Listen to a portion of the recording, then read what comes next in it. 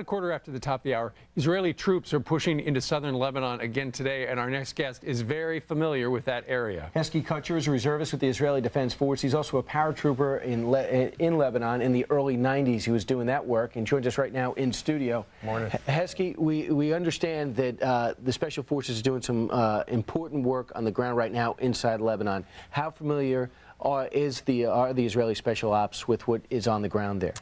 Israel's spent quite a few years in that region, and so we're very familiar with that area. Sure. And you know, one of the things we hear about, I know you're a paratrooper, but one of the things about any sort of ground invasion is we've heard that Hezbollah has got the whole place littered with landmines, and so it's real dangerous getting across. It's real difficult terrain. There's a lot of mountains and valleys, and it's very bushy, and it's very, very easy to hide.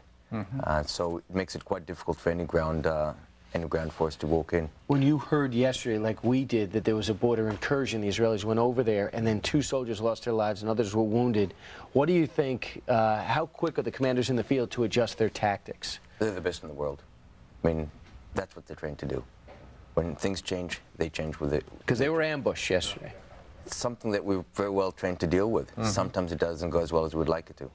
I read some comments by Tom McInerney, who is a Fox News contributor, former Air Force guy. He said he has trained with your Air Force, which you're a part of, and he's echoed what you said. He said they're the best in the world. They're among the best in the world. Yeah. What is it about the Israeli Defense Forces that drives them?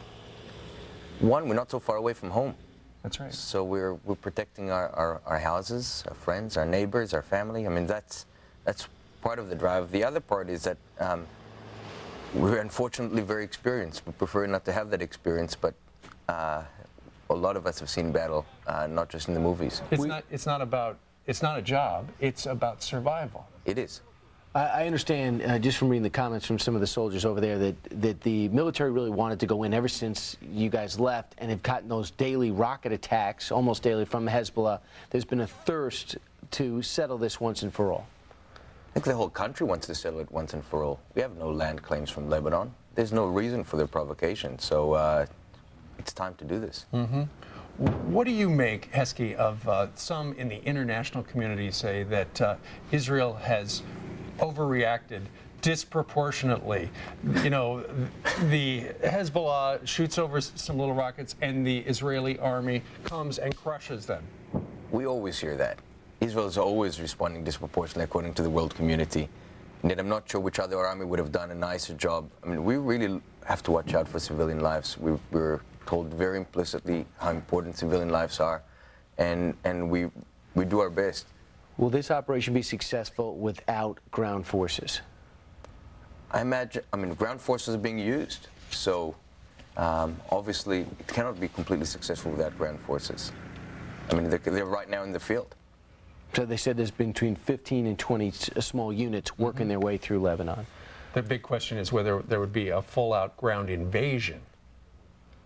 You know, being that I'm not a general, I mean, I have no idea. Comment on, of course. I can't comment, and I have no idea, so it doesn't make a difference. But I think Israel would like to avoid that if possible. But if needed, they're ready to do it. There's no question. Hesky, a reservist with the Israeli Defense Force and a former IDF paratrooper. Hesky, thank you very much. Thank you. All right.